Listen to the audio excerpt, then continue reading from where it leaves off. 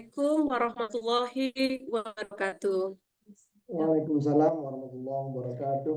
Wah, pesertanya ada 300 orang gitu ya. Saya butuh lebih hidup lagi gitu ya suaranya. Assalamualaikum warahmatullahi Waalaikumsalam wabarakatuh. warahmatullahi Ya, wabarakatuh. keren ya. Semangatnya keren malam ini ya. Bisa hidup nanti gitu ya. Baik, saya Sofi Balgis. Saya di sini inisiator dari kegiatan Webinar Professional Development. Saya pendiri Yayasan Kreativitas Membangun Indonesia yang bergerak edukasi dan juga pengabdian masyarakat untuk publik juga kami gitu ya. Nah, pada malam ini hadir bersama kita guru psikoterapi ya di Indonesia, pakar senior psikolog. Beliau adalah Asep Khairul Ghani akan berbagi tentang brief guidance parenting dan juga bagaimana brief psikoterapi itu diterapkan dalam penanganan kasus. Nah, teman-teman tidak menunggu lama, kita hadirkan beliau Kang Asep, dan sebelumnya saya mengucapkan banyak terima kasih teman-teman antusias, teman-teman memberi perhatian ya pada kegiatan ini. Semoga ini bermanfaat. Kami persilakan Kang Asep untuk sharing nih. Teman-teman sudah pada kepo, dipersilakan Kang. Baik teman-teman, terima kasih. Selamat malam. Assalamualaikum warahmatullahi wabarakatuh. Salam sejahtera bagi kita semuanya. Waalaikumsalam warahmatullahi wabarakatuh Kang. Jadi sejak tahun 80-an, jadi memang ada sebuah pendekatan ya, ada sebuah pendekatan baru muncul di dalam dunia psikoterapi. Pendekatan ini sendiri sebenarnya adalah dibuat oleh konselor, psikoterapis, psikiater, pekerja sosial, psikolog, yang pada waktu itu adalah mereka berkumpul dalam sebuah lembaga yang namanya Mental Research Institute ya. Apa yang dilakukan oleh para profesional berkaitan dengan bidang kesehatan mental ini, mereka melakukan self kritik ya. Mereka melakukan mengkritisi tentang tata cara praktek gitu ya, tata cara atau praktek pada waktu itu tentang bagaimana misalnya seorang psikolog berpraktek, bagaimana seorang psikiater, bagaimana seorang psikoterapis, atau bagaimana seorang social worker gitu, atau bagaimana seorang yang melakukan pembinaan gitu ya terhadap klien itu bekerja. Nah, sehingga pertanyaan-pertanyaan yang paling mendasar misalnya saja, apakah klien mendapatkan apa yang diinginkan dari sebuah sesi konseling misalnya. Nah, sebenarnya klien itu sendiri memerlukan berapa kali gitu ya pertemuan yang mereka inginkan. Nah, kemudian juga apa sebenarnya yang dicari oleh klien dari sebuah kegiatan konseling itu, atau dari sebuah kegiatan bimbingan itu, atau misalnya saja apa yang dicari oleh klien gitu ya dari kegiatan-kegiatan yang mereka perlu membayar gitu. Nah, jadi berdasarkan riset itu ditemukan jawaban-jawaban yang cukup menarik gitu ya. Misalnya klien itu sebenarnya kalau bisa itu ada ketemu dengan profesional helper itu ya cuma satu kali saja, tidak berulang-ulang kali, ya tidak sering kali. Nah, tentunya saja ini menjadi tantangan gitu karena pada prakteknya seringkali tidak memungkinkan gitu pada waktu itu. Karena barangkali, nah apa yang tidak memungkinkan? Ya dicari tahulah apa yang memungkinkan, tidak memungkinkan gitu ya dengan satu kali pertemuan itu tujuan dari klien itu dapat dicapai. Nah, jadi usut punya usut nih setelah diselidiki tata cara praktek pendekatan konseling psikoterapi pada waktu itu adalah lebih mengarah kepada model medis. Nah, apa itu yang dimaksud dengan model medis? Ya, sederhananya adalah model medis berarti memandang bahwa tema-tema kesehatan mental, tema-tema orang yang mengalami katakan saja gangguan dalam pikiran, gangguan dalam kognitif ya, gangguan dalam emosi, gangguan dalam sosial, gangguan dalam tindakan, itu dianggap sama seperti gangguan di fisik. Jadi misalnya nih kalau ada orang katakan saja nggak begitu mampu berespon, diusut kenapa nggak mau berespon, responnya error mulu. Nah, ternyata dilihat ada aspek kelelahan, maka diusut-usut begitu berarti supaya lelahnya itu benar-benar terobati apa, dia misalnya disuruh istirahat. Ini paling sederhana misalnya. Oh ternyata nih ada orang yang nah dengan demikian istirahat. Nah itu berarti pendekatan seperti itu adalah medical model. Jadi urut-urutannya jelas. Karena beberapa aspek adalah berkaitan langsung. Jadi mau itu dulu, mau itu sekarang, fungsi tubuh sama gitu. Nah medical model itu berarti kalau menggunakan medical model, nah berarti seorang professional helper akan mencoba mencari tahu ya tentang klien ya itu seperti tadi mencari akar masalah.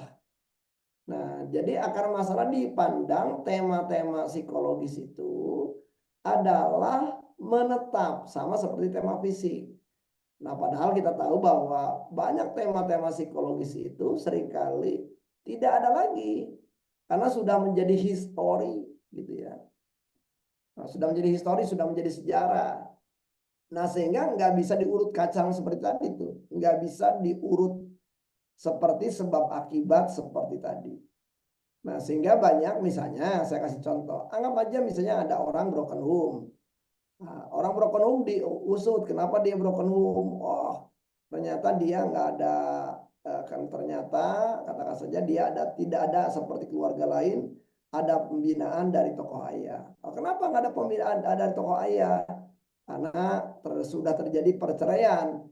Ayahnya masih ada, ayahnya masih ada. Nah, kalau menggunakan logika model, berarti kalau ayah dihadirkan kembali, seakan-akan broken home-nya itu akan hilang, gitu ya. Nah, otomatis kan logikanya nggak nyambung tuh. Jadi artinya, berarti dengan demikian, kalau kita usut-usut ragam penyebab pun, ya belum tentu kalau kita udah tahu penyebabnya pun kita bisa melakukan intervensi terhadap penyebab. Karena solusi-solusi yang diinginkan oleh kita ternyata adalah ada hal-hal tertentu yang perlu kita lakukan gitu ya. Bukan sekedar tahu penyebab kemudian penyebabnya diapa-apain gitu. Nah, kalau logika medical model begitu. Nah, jadi ujung-ujungnya banyak pendekatan-pendekatan lama itu kita menggali klien berkali-kali dalam beberapa sesi, informasi kita dapatkan dan kemudian kita bingung. Kita harus mulai dari mana? Gitu ya. Karena terlalu banyak yang kita duga sebagai penyebab kenapa seseorang itu gagal dalam berpikir, gagal dalam mengelola emosi, gagal dalam menjalin relasi sosial, atau gagal dalam melakukan ragam tindakan-tindakan efektif gitu ya. Nah, jadi otomatis medical model ini ya buang waktu, yang ngabisin waktu ya. Nah, karena buang waktu dan ngabisin waktu, nah sehingga tadi nggak memungkinkan kalau kita mau konseling lebih mau konseling singkat, nggak mungkin lah gitu. Kalau kita masih menggunakan paradigm medical model. Nah, kemudian apalagi nih gitu ya. Jadi yang pertama medical model itu ya, berarti kalau kita masih menggunakan paradigm seperti itu, paradigm seperti itu mungkin berguna gitu ya. Tetapi barangkali kalau kita ingin cepat, ingin singkat, medical model dengan tata cara dan prosesnya tidak memungkinkan. Nah, di dalam medical model ada sebuah pandangan juga kalau kita nangani klien itu kita seakan-akan perlu membuat semacam diagnosa ya. Jadi perlu membuat diagnosa nih. Jadi seakan-akan kalau Anda tidak membuat diagnosa ya Anda nggak bisa nangani klien. Nah, diagnosa itu berarti nantinya apa sih yang dimaksud dengan diagnosa? Diagnosa itu adalah gejala-gejala yang terlihat, tercium, tercap, ke dalam sebuah kategorisasi ya. Kategorisasi yang diberi nama. Jadi kalau misalnya kita di kalangan psikologi dan psikiatri itu misalnya dalam penentuan diagnosa itu Anda antara lain menggunakan pedoman DSM, Diagnostic Statistic Manual. Nah, di situ ada nih, oh ini maksudnya gangguan, oh ini maksudnya ke narcissistic personality disorder. Oh ini maksudnya dulu menggunakan istilah manis depresif, kalau sekarang menggunakan istilah bipolar. Oh, nah, jadi dulu itu adalah di dalam medical model itu adalah seakan-akan kalau kita belum bisa membuat diagnosa, kita belum bisa ngapa-ngapain. Gitu ya. Nah, setelah diagnosa apa? Berarti membuat prognosa. Nah, prognosis ya. Nah, prognosis itu berarti apa yang akan kita lakukan gitu. Langkah-langkah apa yang akan kita lakukan gitu ya dengan tahu diagnosa itu. Nah, kalau itu di dalam diagnosis itu di dalam dunia medical clear. Oh, orang ini kalau kayak gini nih berarti oh nih misalnya nih terjadi pecah pembuluh darah clear tuh. Berarti apa yang dilakukan? Wah, supaya nih kalau misalnya pecah pembuluh darah seperti kayak ini, berarti ada beberapa treatment nih supaya pembuluh darahnya balik. Nah, diapain? Supaya ini diapain? Itu clear gitu ya. Kalau di dalam medical model. Masalahnya kan dalam tema-tema psikologis nggak bisa seperti itu. Karena penyebabnya banyak. Yang diduga menjadi penyebab adalah banyak. Dan penyebab itu, mohon maaf, tidak pasti. Jadi masih berupa dugaan, masih berupa hipotesis. Bukan menjadi sebab akibat seperti di dalam aspek fisik. Nah, karena itu ini menjadi tantangan tersendiri ya ketika kita melakukan pendekatan yang berpangkal pada medical model. Nah, sehingga kalau misalnya dulu itu saya ingat banget ya, pada waktu di zaman saya kuliah itu sekitar tahun 86 ya. Itu misalnya kita perlu membuat sebuah kerangka berpikir setelah kita melakukan wawancara itu dengan menggunakan model Baklu misalnya. Jadi yang merupakan gambaran keterkaitan beberapa aspek-aspek pada pribadi orang ya, yang kemudian kita melakukan diagnosa tertentu apa gitu pengaruh antar pengaruh pribadi, pikir, emosi, sosial kepada ini. Nah, jadi dulu itu kita jago kalau ngejelasin kenapa orang ini begini, clear. Kita mampu membuat teori tentang kenapa orang itu begitu. Nah, persoalannya yang diinginkan oleh klien datang kepada konselor bukan itu. Bukan saya mendapatkan julukan, bukan saya mendapatkan diagnosa, enggak. Klien udah jelas tahu bahwa saya bermasalah. Yang saya inginkan bukan saya itu bermasalah dan kenapa saya bermasalah. Dan dalam pemikiran keilmuan saya itu penyebabnya apa? Karena klien udah sangat tahu di tema-tema itu. Jadi yang dibutuhkan klien dari kegiatan konsultasi atau konseling itu adalah klien terjadi perubahan.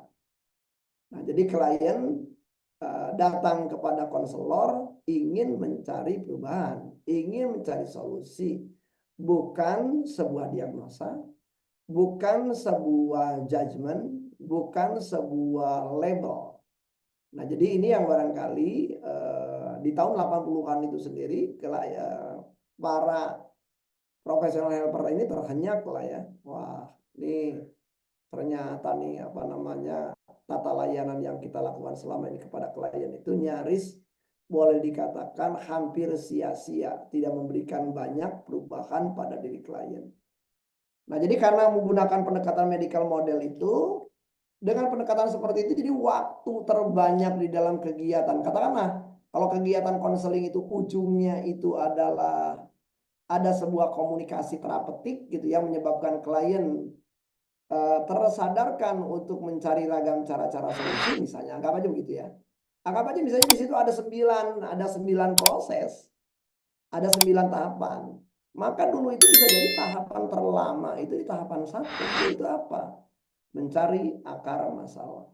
Itu bisa banyak, bisa panjang dan bisa lama. Akhirnya ya medical model itu termasuk menggunakan selain wawancara ya pasti menggunakan beragam tes. Jadi kalau pendekatan-pendekatan psikologi waktu itu ya tesnya itu macam-macam. Berarti menggunakan tes. Karena tes itu dalam rangka apa? Asumsi untuk menguatkan asumsi, untuk menguatkan hipotesis, untuk menguatkan dugaan ini orang ini kenapa nih.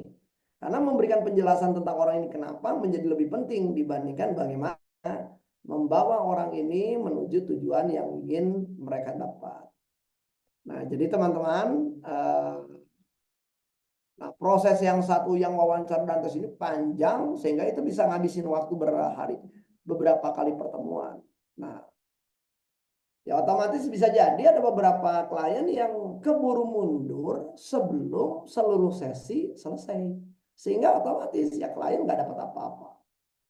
Ya, nah ini ya yang dari temuan ini para ahli di Mental Research Institute yang ada di Palo Alto, California ini, kemudian mereka merumuskan. Nah, berarti kalau kita pengen misalnya saja, ya klien tuh pengennya kalau dalam pertanyaan survei mereka itu pengennya cuma satu kali, gitu. Pertemuannya nggak panjang-panjang, satu kali cukup, nggak usah berulang kali.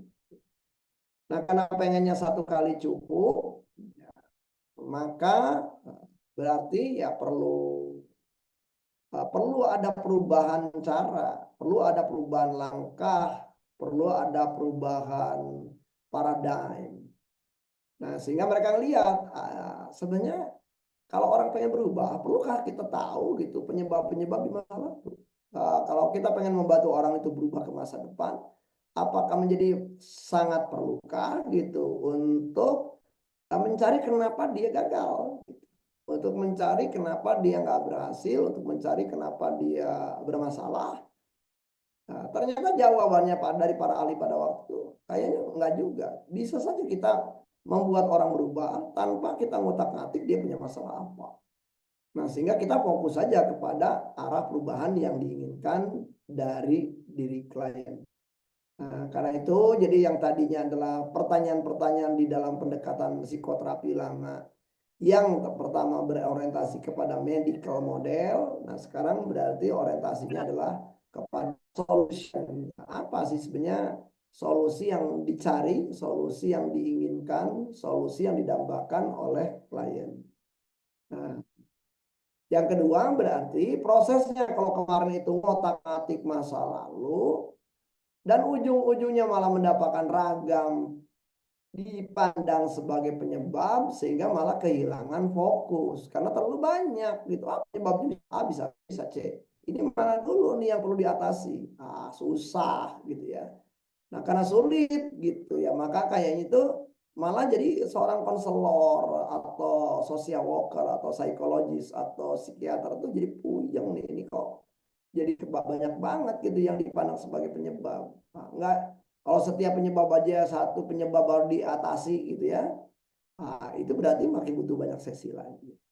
Nah, sehingga ahli-ahli seperti itu, para ahli ini kemudian diskusi, kayaknya kita perlu lebih baik fokus kepada satu hal yang memungkinkan dan dapat diubah. Nah, jadi beda kalau kemarin tuh ngutak-ngatik sesuatu yang udah terjadi gitu ya. Sekarang adalah ngutak-ngatik sesuatu yang peluangnya dapat diubah.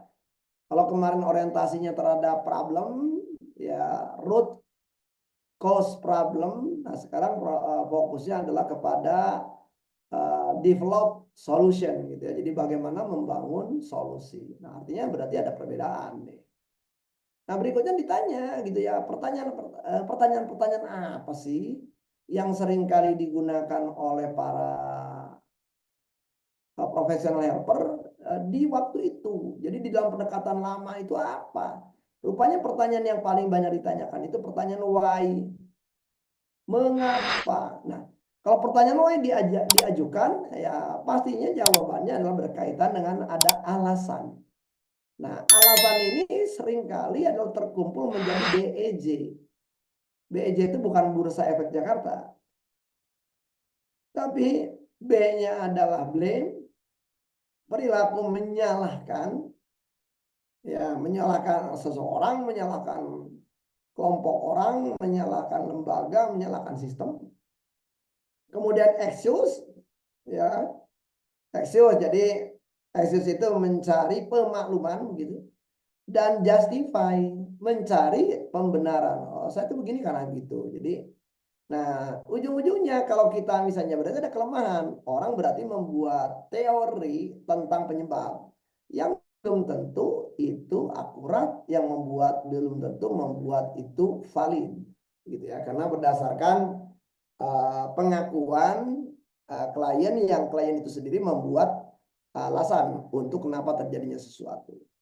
Nah, padahal dengan pertanyaan-pertanyaan seperti itu juga tetap aja nggak mengarahkan ke solusi, tapi mengarahkan kepada ketidakmampuan data-data, ketidakmampuan klien, data-data keterbatasan klien, data-data ketidakmampuan klien, data-data ketidakbecusan klien, data-data ketidakmahiran klien. Nah, kalau data-data itu makin muncul, Anda sebagai konselor ngerasa, waduh, ini kayaknya orang tak tertolong gitu. Nah, ini kayaknya nggak, rute untuk membantu orang ini ribet banget nih. Kalau kita lihat banyak kelemahan. Nah, karena itu kayaknya nggak memungkinkan gitu klien mendapatkan solusi kalau informasi yang kita peroleh tentang klien melulu kegagalan, kelemahan, ketidakbisaan, ya seperti itu. Maka para ahli ini mengatakan berarti harus ngapain? Berarti kayaknya lebih baik fokus kepada apa yang telah berhasil, telah terbukti berhasil, telah terbukti mampu ditampilkan oleh klien dalam sejarah klien, dalam riwayat klien menunjukkan bahwa klien itu bergerak dan klien itu berubah. Nah, jadi ke sana jadinya nih fokusnya. Nah, berarti nggak mudah gitu. Nah, jadi nggak mudah nih ya dalam hal ini. Nah, berarti fokusnya adalah kepada perubahan. Fokusnya bukan pertanyaan. Berarti kalau perubahan, berarti pertanyaannya cara. Berarti pertanyaannya adalah teknik. Berarti cara pertanyaannya adalah metode. Berarti di antara 5W1H pertanyaan yang perlu diajukan justru adalah how. Bagaimana caranya. Gitu. Oke. Nah, berikutnya. Di dalam pendekatan-pendekatan lama, dianggap kalau orang itu punya bermasalah, seakan-akan 100% di hidup orang itu bermasalah. Kalau ada orang yang mengatakan bahwa saya tidak akur dengan mertua saya misalnya, seakan-akan 100% orang itu dalam riwayat hidupnya nggak akur terus. Nah, kalau kita sebagai konselor memandang seperti itu, kita udah keliru. Karena kita melakukan sebuah fenomena yang namanya generalisasi. Klien melakukan generalisasi, padahal dia nggak akurnya cuma satu jam, selama dia ketemu dengan si mertuanya, katakanlah tingkat pertemuan dia dengan mertuanya kalau di total 360 jam, cuma 1 jam saja dia tidak akur. Berarti 359 jamnya dia akur. Nah, seringkali kita ketika menyimak klien mengatakan punya masalah, kita berasumsi bahwa masalah itu terjadi panjang dan lama. Nah, kita lupa bahwa masalah apapun bisa jadi adalah ada fenomena generalisasi bahwa klien menganggap bahwa masalah secuil jadi masalah selamanya. Masalah sedetik dianggap masalah sehari gitu. Ya, nah itu karena itu penting mengetahui, berarti kalau kita menyadari peluangnya ada generalisasi, penting bagi kita untuk mempersoalkan pasti ada saatnya di mana masalah itu tidak hadir. Nah, jadi di mana masalah itu tidak hadir, pada waktu kapan masalah itu tidak hadir, pada waktu bersama siapa masalah itu tidak hadir, dalam konteks apa masalah tidak hadir. Para ahli ini menggunakan istilah exception. Jadi ada pengecualiannya.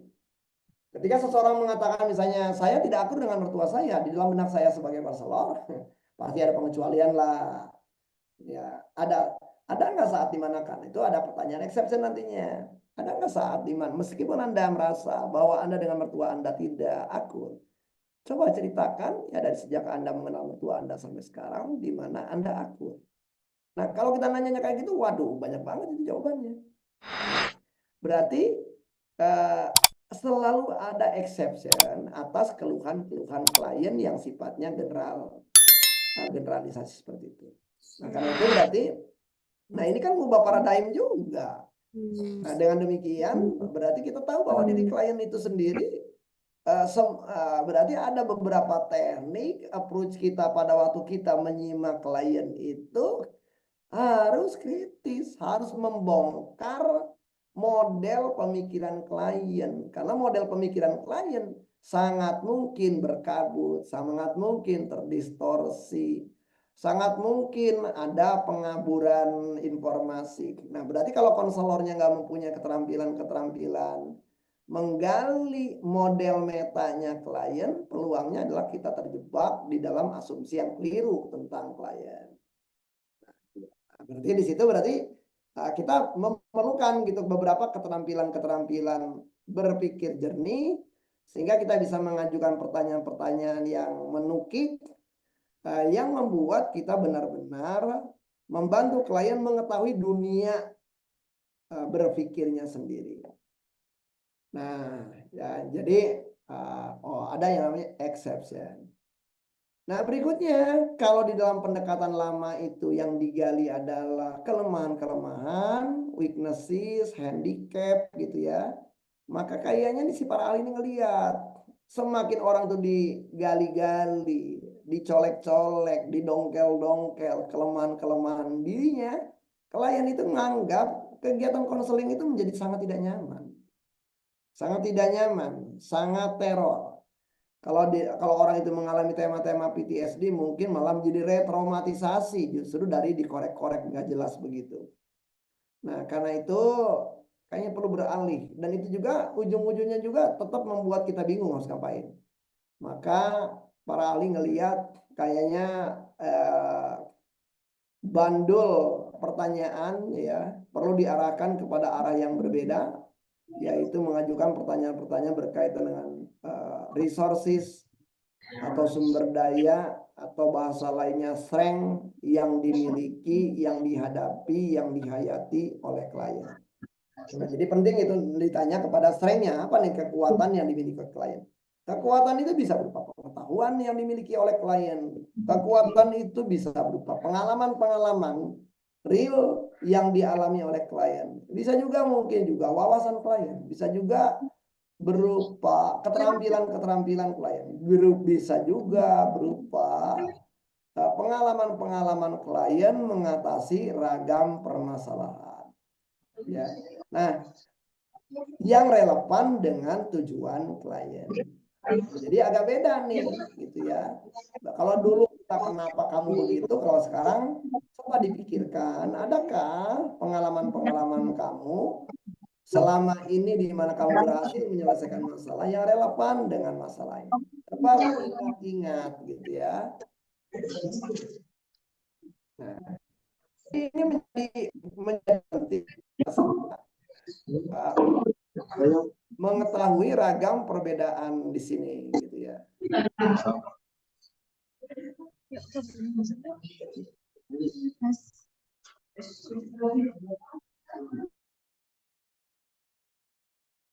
Ya, lanjut Kang. Oke teman-teman. Nah jadi,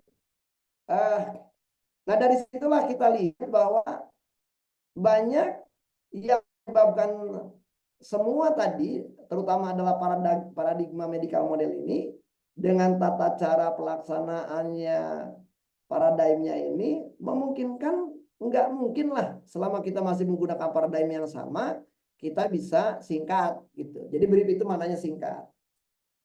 Ya. Nah, jadi kalau dengan demikian berarti ya ini menjadi tantangan saya rasa. Nah, ini adalah menjadi tantangan bagaimana kita ingin gitu ya bahwa kita memberikan layanan yang baik bagi klien. Nah, kemudian pendekatan lama juga adalah memandang bahwa klien itu nggak ngerti apa-apa. Yang paling ngerti apa-apa adalah konselor, karena konselor adalah expert.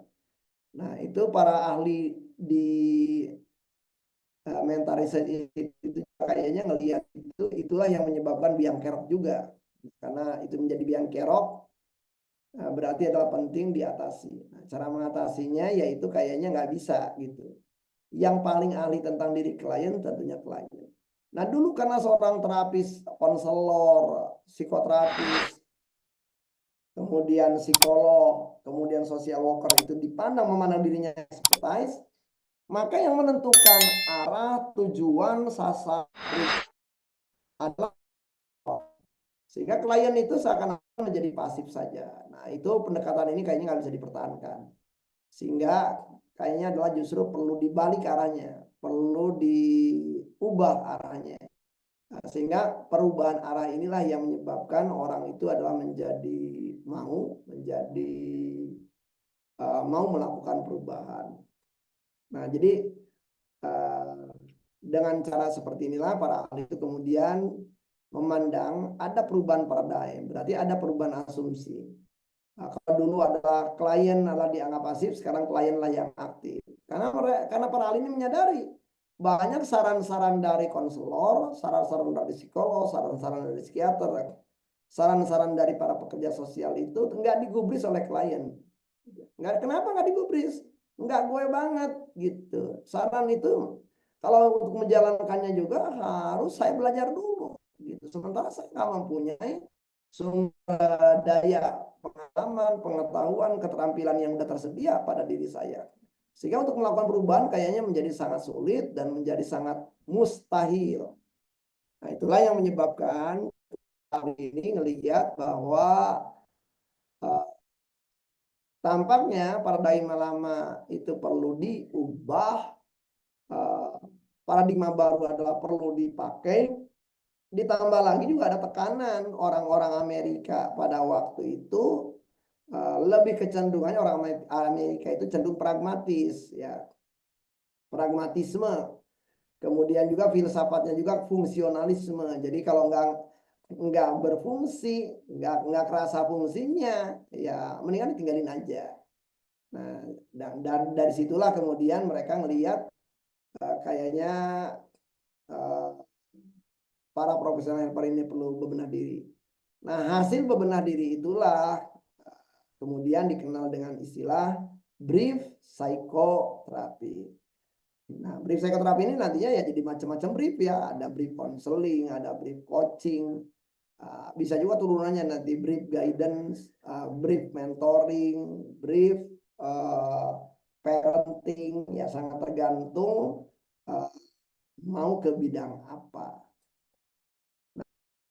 Jadi yang menyebabkan brief itu berarti terpenting kita hanya bisa melakukan brief kalau menggunakan paradigm yang berbeda. Jadi Anda nggak bisa brief selama Anda menggunakan paradigm yang lama. Anda nggak bisa menggunakan paradigma brief kalau Anda memandang klien itu pasif, kalau Anda memandang klien itu bodoh, kalau Anda memandang klien itu nggak ngerti, kalau Anda memandang bahwa cuma Anda yang paling expert, yang paling ahli, yang paling bisa, udah klien samina wa atona saja atas keputusan Anda. Nah, kalau Anda menggunakan paradigma itu, ya nggak bisa brief. Ya. Nah, jadi kira-kira, jadi yang menyebabkan brief itu tadi berarti kan paradigmanya harus tepat, sikap kitanya harus tepat, pandangan kita terhadap kliennya harus tepat. Pandangan bahwa klien itu adalah memiliki resources juga harus kita implant, harus kita suntikkan ke dalam benak kita. Nah, sehingga memungkinkan kita untuk melakukan kegiatan yang brief. Nah, karena itu lahirlah tuh yang namanya brief psikoterapi. Tokohnya banyak di balik brief psikoterapi ini. Jadi ada Virginia Satir, the mother of family therapy, ada Milton Erickson, the father of modern hypnotherapy, ada George Bateson, dan banyak-banyak lagi yang lainnya. Nah, kemudian ada pasangan suami istri yang kemudian membuat dia menggunakan brief terapi ini dalam tema-tema keluarga. Ya, kemudian mereka menggunakan istilah solution focus brief terapi. Ya, nah jadi ada itu Imco Caesar dengan Imco Baik. Kemudian ada tokoh lain yang namanya William Hudson Hanlon atau dipanggil Bill O'Hanlon, mentor saya, yang dia juga menggunakan prinsip itu dan dia menamainya dengan solution oriented psychotherapy gitu ya. Nah, jadi dari brief terapi inilah kemudian nih pendekatan-pendekatan lama yang psikodinamik pun akhirnya membuat brief. Sehingga ada brief psikodinamik gitu ya. Nah, apa yang membedakan? Nah, jadi mereka itu mengubah paradigm gitu, karena kalau enggak mereka ditinggalkan orang. Nah, kira-kira begitu teman-teman. Nah, jadi kita akan jadi 2 kali 1 minggu kemarin di dalam hari Sabtunya tanggal 20 Juli 2024 YKMS menyelenggarakan webinar dengan judulnya Brief Coaching. Nah, jadi sasarannya adalah penerapan prinsip-prinsip brief terapi ya dalam kegiatan coaching. Nah, sementara brief counseling berarti penerapan prinsip-prinsip brief psikoterapi dalam tata laksana konseling. Nah, berarti besok nih ada tanggal 3 ya Bu Walkis ya. Nah, tanggal 3 ini akan ada brief parenting, brief guidance. Nah, jadi kalau kita menjadi pembimbing, kalau misalnya kita di sekolah itu kan ada guidance and counseling, bimbingan dan penyuluhan atau bimbingan dan counseling. Maka kalau kita pengen jadi di situ perlu ada yang namanya berarti bagaimana menerapkan prinsip-prinsip brief psikoterapi di dalam tata laksana guidance dan di dalam tata laksana pengasuhan atau parenting. Kira-kira begitu. Nah, sederhananya begitu. Ya kalau saya buka semuanya, wah berarti saya bikin workshop itu. Tetapi secara sederhananya berarti apa yang akan dibahas di dalam workshop di tanggal 3 itu? Yang pertama berarti prinsip gitu ya. Prinsip dasarnya apa? Nah, yang kedua berarti prinsip dasar itu berarti karena perlu dibandingkan dulu prinsip dasar yang lama apa sih kalau dalam parenting ya tahu berarti perlu dirombak. Berarti di dalam prinsip dasar baru perlu apa? Nah, berarti ada beberapa keterampilan-keterampilan dasar yang perlu dimiliki gitu oleh katakan saja para kalau dia jadi parenting berarti tokoh yang akan memerankan sebagai parent gitu yang akan menjadi pengasuh, yang akan menjadi perawat anak, yang akan jadi pembimbing anak. Nah, jadi kalau misalnya di dalam tema-tema kayak gitu berarti apa nih paradigm yang perlu ada. Nah, jadi teknik-teknik yang akan muncul ya kata teknik itu akan berkaitan dengan paradigm. Nah, berarti misalnya keterampilan terlalu banyak bicara, banyak dari orang tua, banyak kan kita bicara asik sendiri, anak nggak nyimak gitu ya. Anak cuek gitu, anak main handphone. Nah, berarti perlu diubah. Berarti bagaimana kita melakukan pendekatan terhadap anak atau pendekatan terhadap klien yang kita bimbing, bagaimana kita membangun building rapport dalam waktu yang singkat dan cepat, bagaimana kita melakukan pacing, bagaimana kita melakukan leading, ya, bagaimana kemudian kita ya menyimak. Nah, jadi keterampilan terpenting itu keterampilan dasar yang barangkali perlu dilatih berulang-ulang dari pengalaman saya melatih para konselor, calon-calon konselor, para calon-calon psikolog, para calon social worker gitu ya. Tantangan tersulit itu justru melatih termasuk kan para calon coach ya. Itu kemampuan menyimak.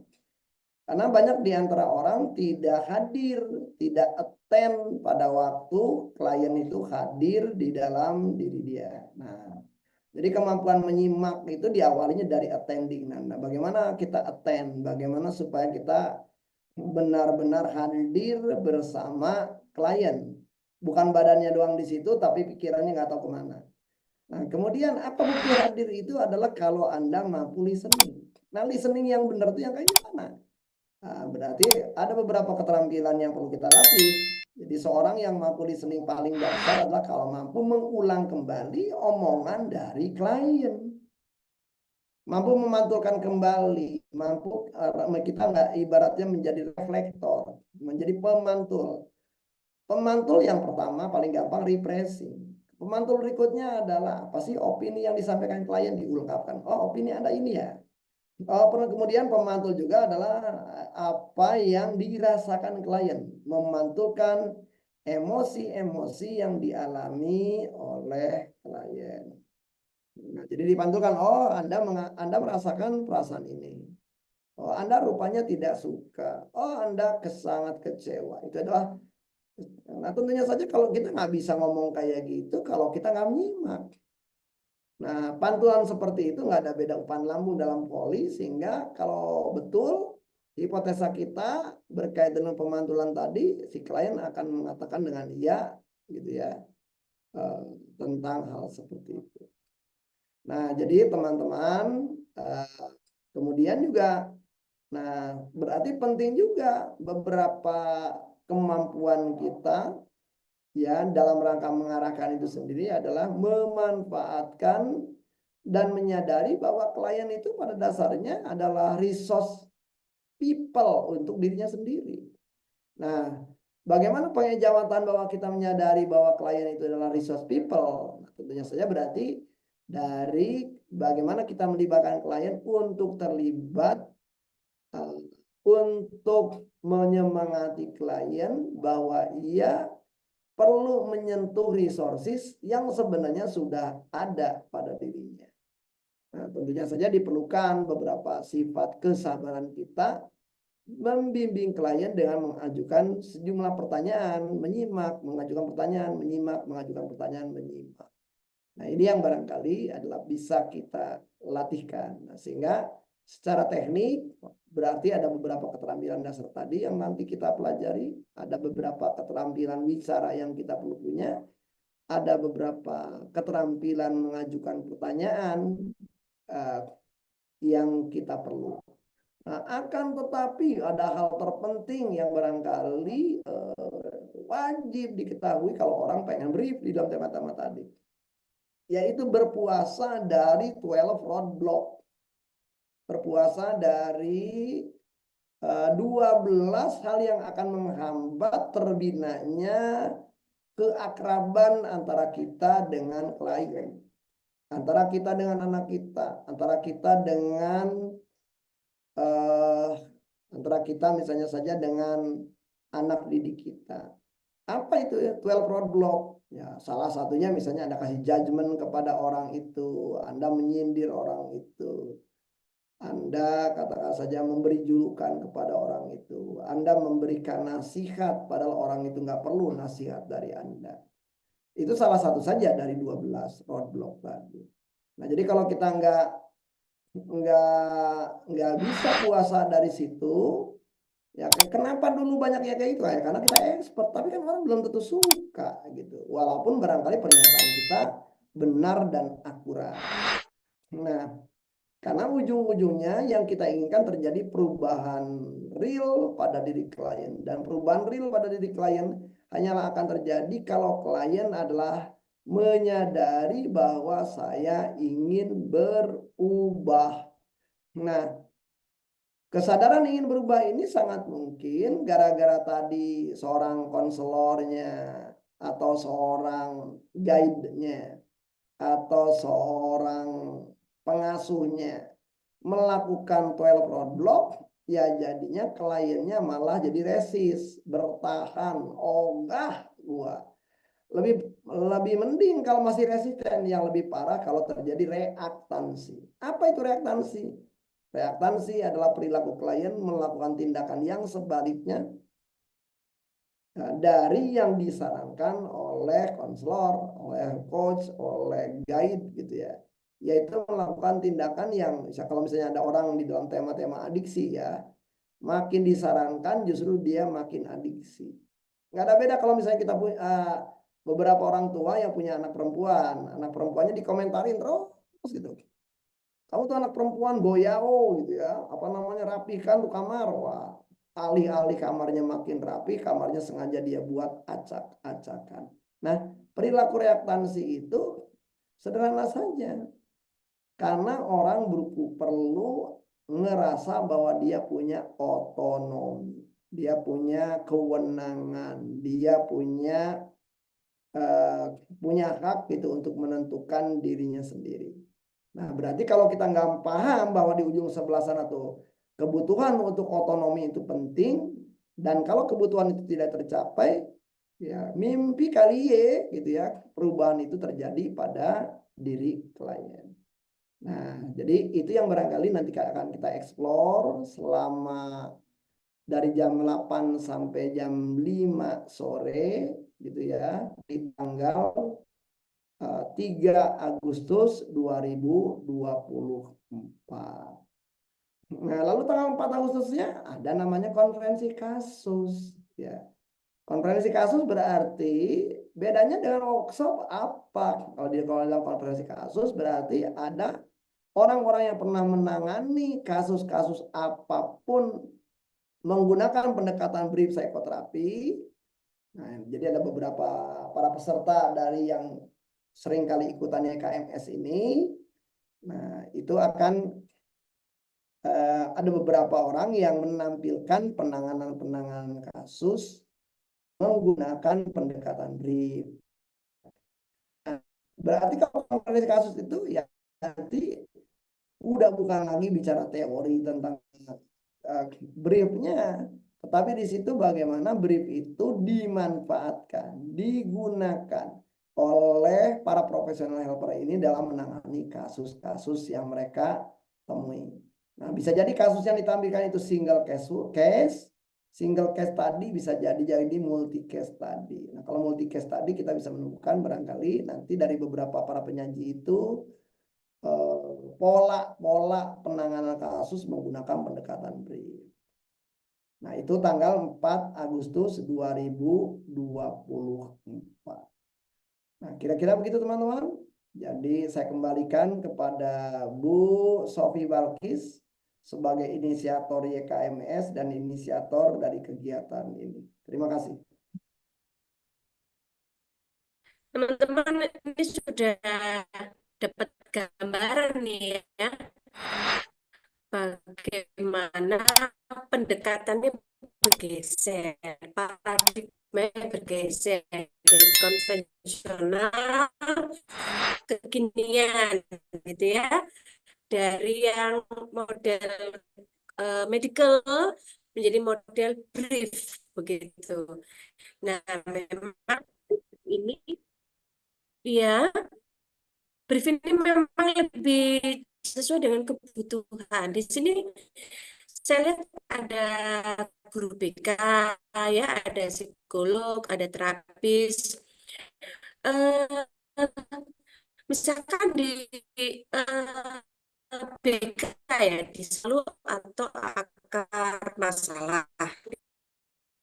Silakan ditanggapi dulu nih. Teman-teman kan ada yang dari BK sekolah, ada yang dari tenaga kesehatan ya, ada juga yang psikolog praktik pribadi. Ini ada sahabat saya, Mbak Evi, Bu Evi ini juga dulu aktif ya untuk apa upgrade skill ya dengan Kang Asep. Ada tanggapan? Silakan. Baik. Assalamualaikum. Selamat malam, Kang Asep, Selamat. Bu Sofi. Saya Waalaikumsalam. tadi sempat ya, punten mau menanyakan nih Kang Asep tadi kalau saya agak lupa-lupa ingat kayaknya udah pernah ikut ini sama Kang Asep tapi saya masih ya udah harus harus penyegaran lagi karena sudah terlalu lama ya Kang. Em, saya melihat tadi mendengar tadi uraiannya Kang Asep, saya mendapat kesan berarti nanti yang akan kalau ikut pelatihannya berarti yang akan dipelajari adalah teknik-teknik bertanya gitu ya, Kang Asep. Salah Eh, satunya. oh salah satunya. Salah Maksudnya satunya.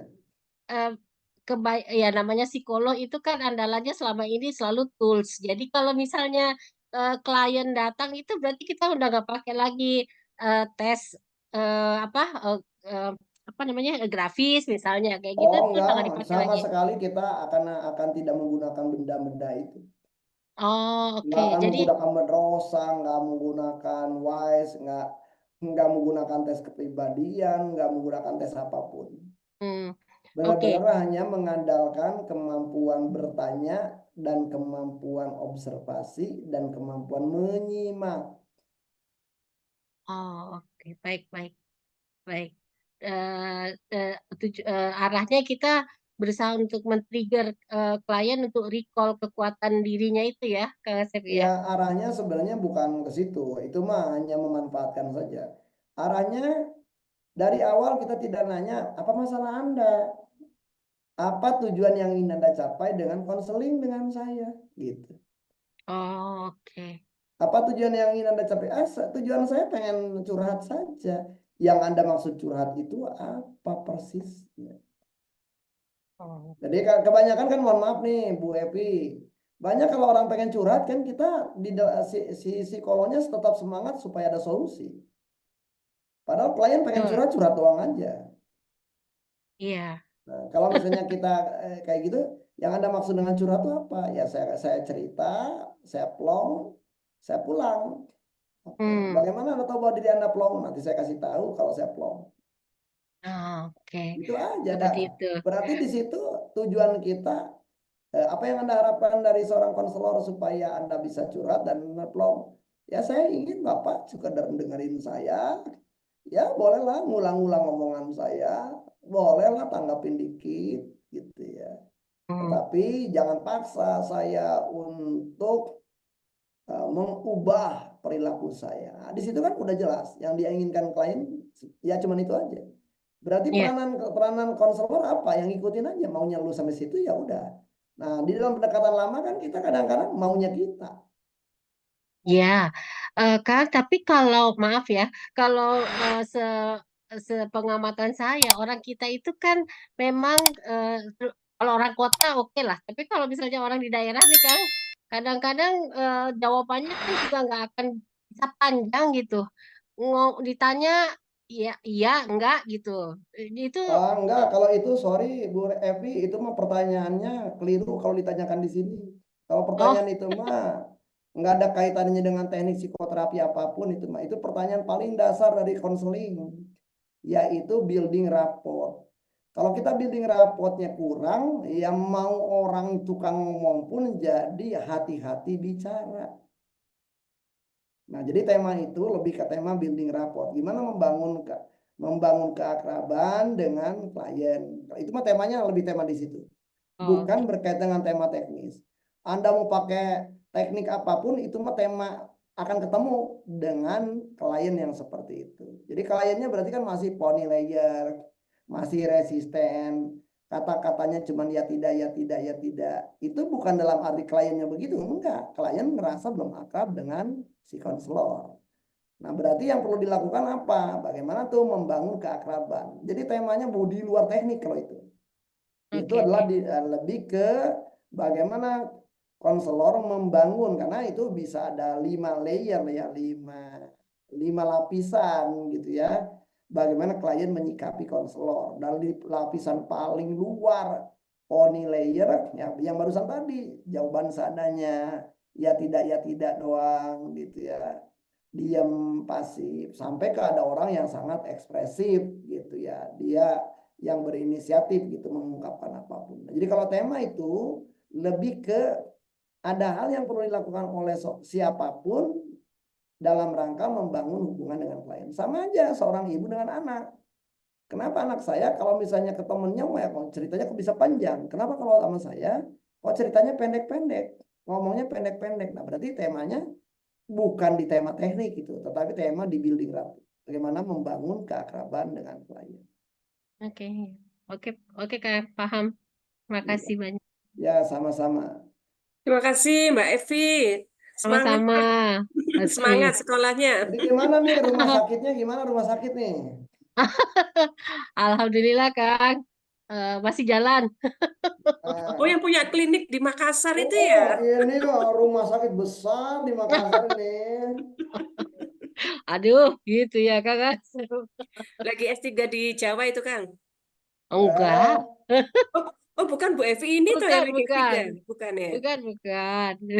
Lagi ya, mendalami medical hipnoterapi Kang, tapi ya nggak tahu lah sampai mana ujungnya ini. oh Belum. ya, ya terus sampai sampai ketemu ujungnya. Ya. Terima kasih banyak Paling Kang. tidak kan kesempatan untuk bereksplorasi kan bisa di rumah sakit sendiri kan. Betul. Iya, insya Allah. Pasiennya banyak tuh. Waduh, Nah, sekarang Apalagi iya, di dicoba pakai tema-tema brief. PEN itu, apalagi di tema-tema PEN, di gawat darurat gitu iya kan. betul, betul Kak. Iya, jadi memang perlu ya belajar eh, brief terapi. Siap, siap. Insya Allah. Ya, terima kasih, Bu Sofi. Terima kasih, Mbak Baik, Edi. sama-sama Bu Evi. Oke. Salam buat keluarga. Iya, Insya Allah Kak. Waalaikumsalam. Ya, ya, menarik ya. Ini ada pertanyaan. Pertanyaan dari Aula. Kang, apakah teknik brief ini mirip dengan NLP? Bagaimana, Kang? Nah, saya nggak mau mengatakan mirip NLP yang niru brief, itu aja kali ya.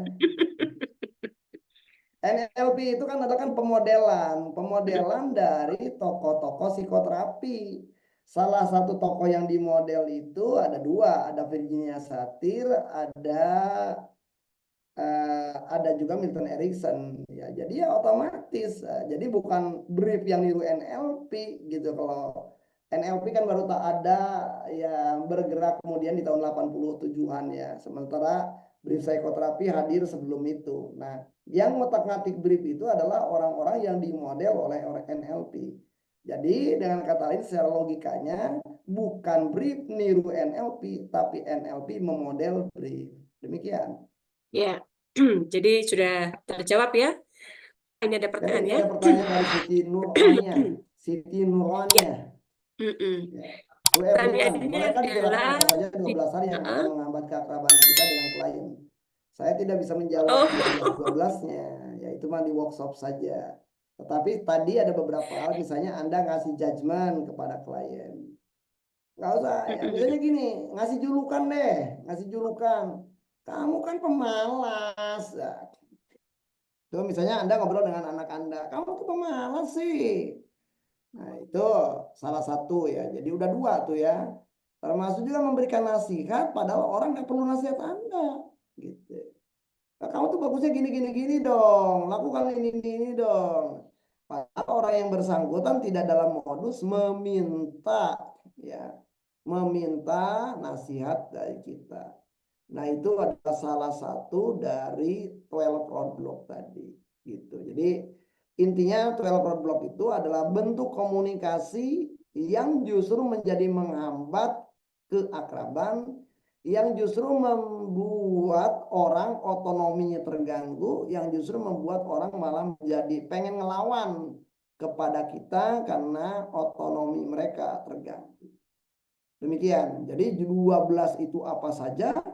Nggak dijelaskan di sini. Nah, di sini mah icip-icip saja. Penjelasan lebih lengkapnya di tanggal 3 Agustus 2024. Mohon dimaafkan. Baik. ya, teman-teman, untuk mendapatkan skill itu memang butuh waktu khusus ya. Pelatihannya itu atau workshopnya itu 8 jam. 8 jam. Jadi kita itu memang diajari tekniknya, keterampilannya, tidak sekedar pengetahuan gitu ya. Tapi ada teknik yang bisa dilatih gitu ya ketika proses workshop. Baik, ada lagi pertanyaan dari Zeta Dangkua. Izin Kang Asep dan Bu Sofi, untuk pendekatan brief ini sepertinya kita bisa terapkan bagi klien di unit perlindungan perempuan dan anak. Nah, ini tantangannya gimana, Kang? Kalau di unit Ya, perlindungan kalau perempuan dan saya sih anak. nggak sepertinya. Kalau sepertinya kan belum ada bukti, ya.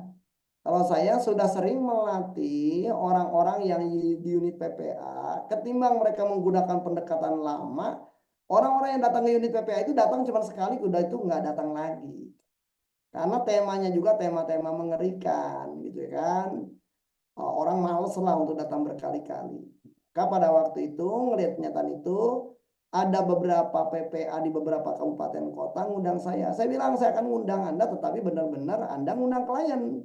Jadi workshop harus 2 hari. Workshop hari pertamanya saya didik Anda untuk bisa sampai bisa melakukan brief. Workshop kedua, di hari keduanya adalah Anda nangani klien, setiap klien 1 jam oleh setiap orang.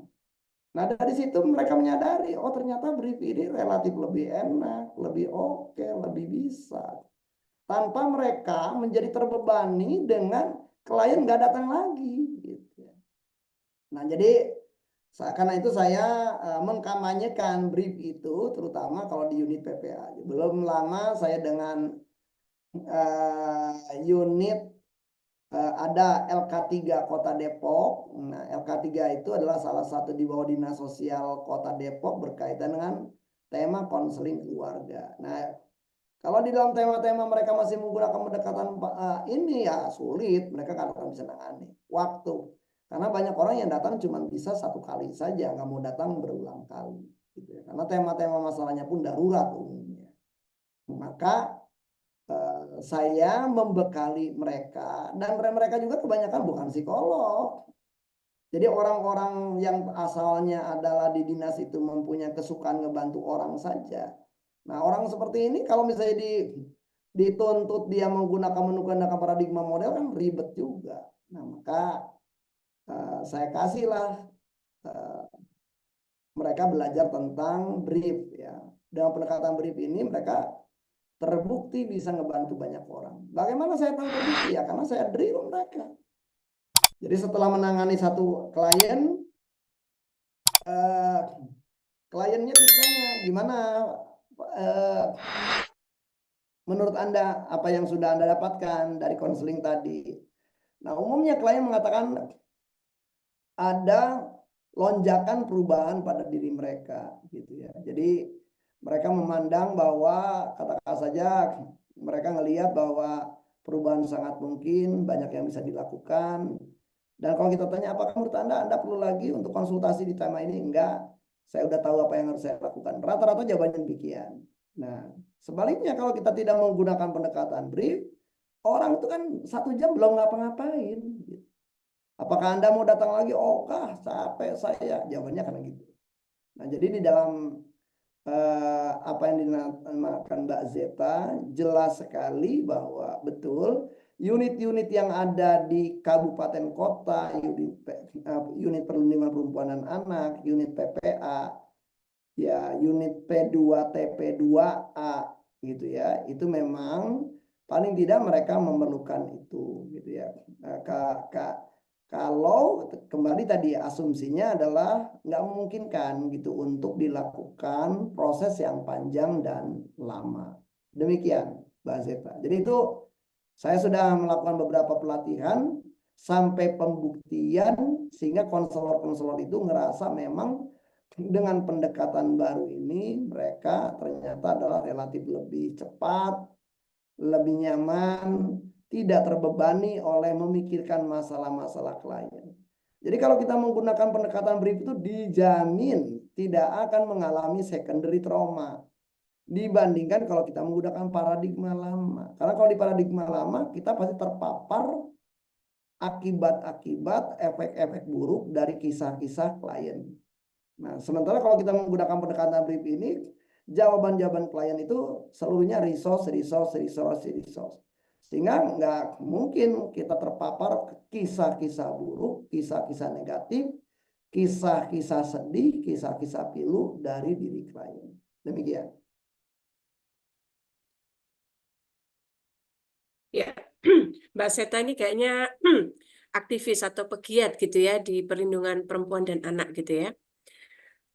Saya rekom Mbak Zeta ikut brief guidance parenting dan konferensi kasusnya begitu ya. Baik. Saya rekomendasikan Bu Zeta ngundang saya ke Denpasar. Jadi Itu full team. Ya, full team building itu ya. Ya, bikin pelatihan aja, Jadi Bu Zeta aja. Nah, ini saya seringkali menyarankan begitu. Jadi bikin aja pelatihan, apalagi kalau misalnya di tim Anda banyakannya bukan psikolog. Nah, semakin banyakannya yang bukan psikolog, mereka lebih baik belajar. Ketimbang belajar banyak tetapi nggak efektif, lebih baik belajar satu tapi powerful. Gitu. Siap. Itu Mbak Zeta. Nah, jadi silakan Mbak Zeta, nggak usah malu kontak saya gitu kan. Tenang aja. Ya, sering saya ke Denpasar, banyak teman-teman saya di sana gitu ya. Capacity building Mbak, bisa Mbak untuk Ya, timnya jadi PPA. cuman begini ya, seperti saya minta dengan UPTD di beberapa kota kabupaten lain, kalau mengundang saya jangan menggunakan cara bikin budgetnya berapa, enggak. Ya, kompetensi apa yang Anda ingin dapat. Yuk kita latih.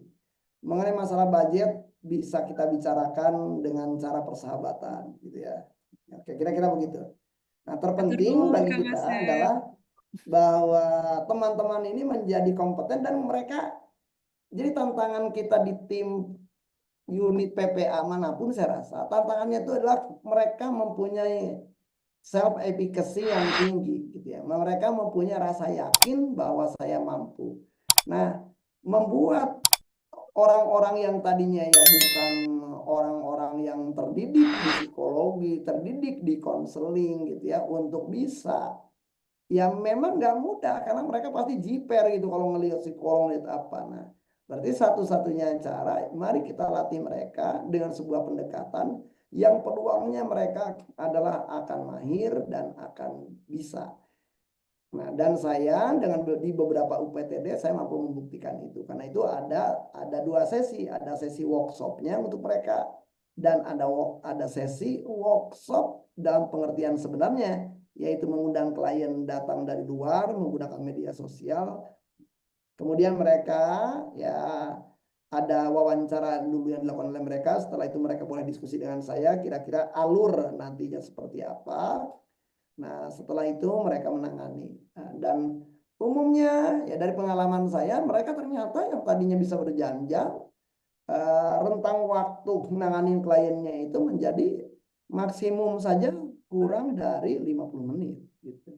Nah, jadi artinya beda approach, beda pendekatan, beda pembekalan akan membuat mereka mempunyai efikasi yang berbeda. Jadi bagi Mbak Zeta ya silakan lah ya, boleh dicatat nomor handphone saya 0816 4694 1691. Jangan malu gitu. Kalau misalnya saya mah butuhnya untuk tim saya Kang Asep, tapi ini harganya harga persahabatan, gampang aja itu bisa kita atur ya. Siap Kang Asep, hatur nuhun pisan. Ya, sami-sami. Ya, menarik ya, berkembang ya dari penanganan klinis gitu ya di rumah sakit disampaikan Bu Evi tadi, lalu berkembang ke PPA.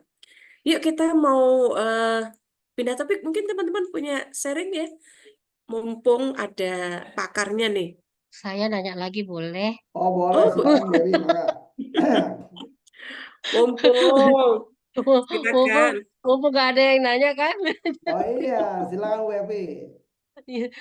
Gak kepikir sama saya nih. Jadi kalau klien-klien yang misalnya di refer dari psikiater, itu apakah kita masih bisa melakukan, maksudnya Klien, gini, yang hmm. ya Misalnya gangguannya kayak udah gimana berat tuh? ke Psikiater ya tuh, misalnya ngirim ke ibu diagnosa menurut psikiaternya iya, apa misalnya? bipolar misalnya gitu kan. Iya, terus? Nah, eh, apakah masih memungkinkan untuk ditangani atau dilakukan brief terapi terhadap orang-orang ini? Masih mungkin karena di dalam kalau misalnya mohon maaf ada perbedaan pendekatan. Kalau di dalam pendekatan medis itu kan bipolar itu gejalanya banyak. Maka kalau di dalam pendekatan medis gimana caranya menghilangkan gejala kan gitu ya. Logikanya Ya. gitulah. Logika sederhananya gimana gejalanya hilang. Tapi kalau di dalam pendekatan brief jadi gini pertanyaannya. Sementara Anda merasa bipolar, apa sih tujuan Anda? Apa sih yang ingin Anda capai meskipun Anda bipolar? Nah, jadi kan dia yang akan menentukan sendiri. Oh, saya kadang-kadang mood-moodan, tapi saya pengen walaupun saya mood-moodan, saya bisa mengendalikan diri saya. Ada tujuan tuh. Jadi fokus kita bukan menghilangkan gejala bipolarnya. Fokus kita kepada dia nyadar kapan bipolar. Dia harus tahu kalau bipolarnya lagi datang harus ngapain. Nah, jadi agak beda. Oh, oke. Sama ada klien yang dikirim oleh psikiater ya, dan dia didiagnosa NPD. Nah, sama, dan orang itu sangat ngerasa nggak nyaman ketika dia dapat diagnosa itu. Terus saya tanya, oke, Anda mendapatkan diagnosa NPD. Terlepas apapun yang Anda pikirkan tentang diagnosa dari psikiater Anda, sebenarnya apa sih perubahan yang ingin Anda lakukan? Sementara Anda tahu bahwa Anda NPD gitu. Jadi beda. Fokus kita nggak ngotak-ngatik NPD-nya, tetapi fokus kita sama aja gini. Sementara saya ubah nih, ada orang kamu korengan. Sementara kamu korengan, kamu ingin mengubah diri kamu apa? Sama aja kan pertanyaannya jadi beda. Fokus kita tidak lagi kepada korengan itu. Karena udah jelas kalau fokus kita ke situ, psikiater aja udah angkat tangan gitu kan. Iya. Udah angkat. Oh, oke. Oke. Jadi fokus kita kepada apa yang peluangnya mungkin dan bisa diubah oleh klien atas keinginan klien. Karena itu pertanyaannya adalah tujuan menjadi penting. Dan tujuan Untuk itu memberdayakan ya. untuk memberdayakan. Karena itu tujuannya pun harus versi klien gitu. Sama nih, saya mendapatkan klien yang udah dikasih obat tidur mulu. Udah dikasih obat tidur mulu nih sama psikiater. Psikiaternya nyerah. Ini orang kayaknya insomnianya nggak hilang-hilang gitu ya. Nah, datanglah orang. Oke, wah hebat saya bilang. Sementara Anda insomnia dan Anda mengaku udah nggak bisa tidur selama 3 bulan, dan selama 3 bulan dalam pengakuan Anda menikmati obat tidur sehingga untuk tidur harganya sekian ratus ribu gitu kan. Sehingga Anda selama 3 bulan berarti sudah mengeluarkan uang sekian juta rupiah. Adakah saat di mana Anda meskipun nggak bisa tidur, tetapi Anda mendapatkan diri Anda tidur nyenyak? Nah, itu pertanyaan pengecualian tuh. Si kliennya jawab, ada. Nah, pada waktu jawab ada, coba ceritakan. Oh, saya ini punya apa namanya? Saya ini punya toko kelontongan di rumah, Pak Sep. Terus, nah jadi suatu kali ya biasanya itu dikelola oleh anak saya. Nah, anak sayanya lagi belanja barang-barang. Saya ke situ, waduh, melihat itu barang-barang banyak yang kosong. Lalu saya pergi ke gudang yang adanya di belakang rumah saya. Saya periksa untuk mengisi barang-barang itu. Wah, ternyata acak-acakan anak saya tuh apa namanya nggak teratur. Maka saya perbaiki. Saya menjadi kelelahan dan saya menjadi tertidur. Saya terbangun kemudian jam 2. Saya tanya, Anda datang ke ruangan itu jam berapa? Saya datang jam 6 pagi. Dan Anda, wah saya nggak tahu, pokoknya saya masuk ke gudang jam 6 pagi. Saya tahu-tahu lelah, tertidur, dan saya bangun jam 2 siang. Nah, itu berarti berapa jam? 8 jam. Gitu. Nah, berarti orang ini dapat insight. Berarti upaya bagi orang ini untuk tidur kan ada. Yaitu bikin capek aja badannya. Nah, kalau capek malah jadi mudah. Gitu. Nah, ternyata, kira-kira gitu.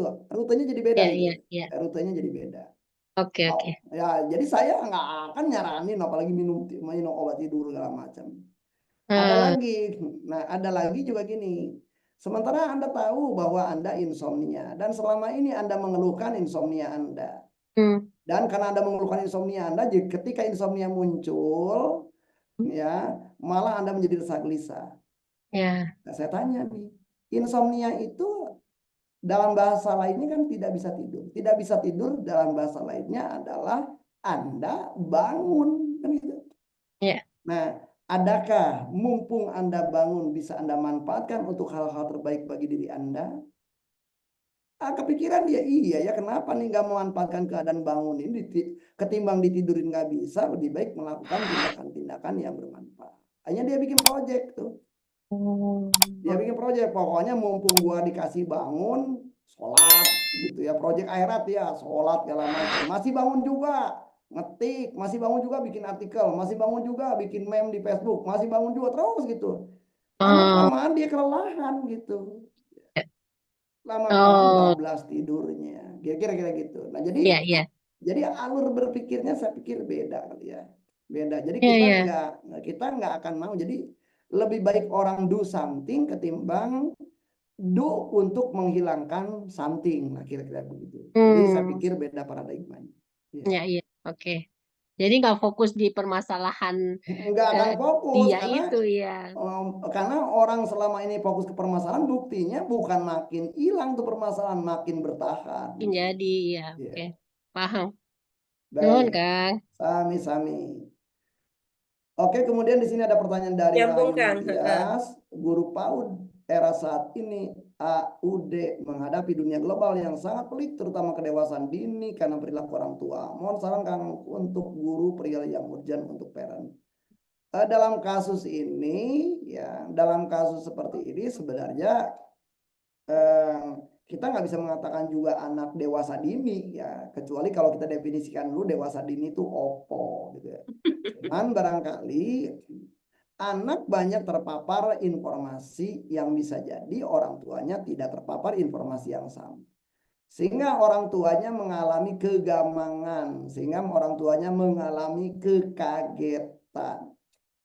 Nah, jadi memang apa nih kalau Anda sebagai guru PAUD, sebenarnya tantangannya itu adalah mengajarkan orang tua untuk belajar empati kepada bahasa anak.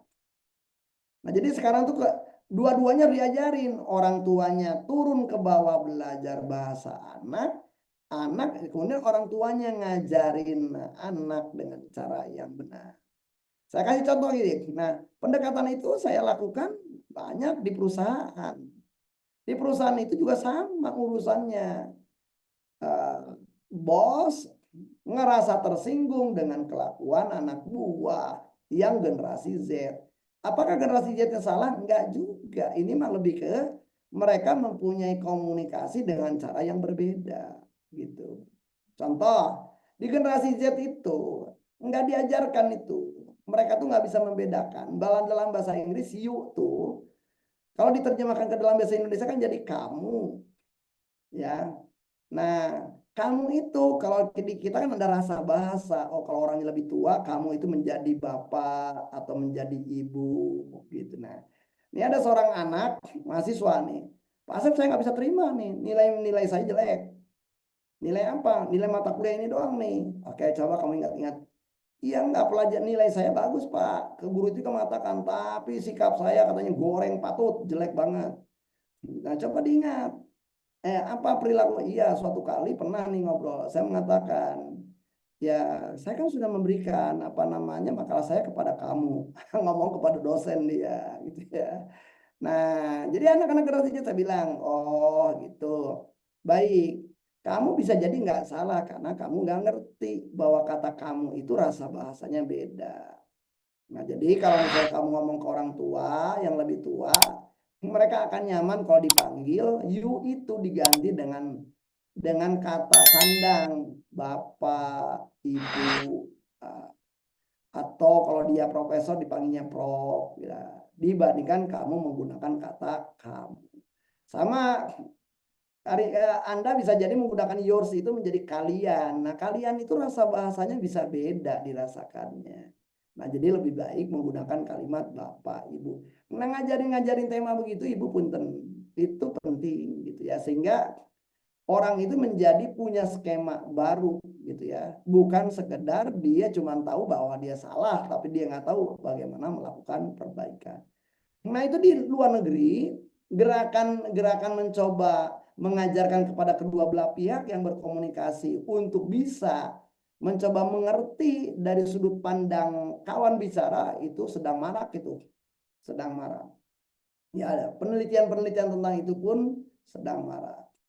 Nah, jadi kalau secara singkatnya jadi orang tuanya yang barangkali, karena orang tua yang lahir ke dunia lebih duluan dibandingkan anak, berarti orang tuanya yang barangkali perlu betul-betul diajarkan supaya mampu menjadi pembimbing dalam komunikasi dengan anak.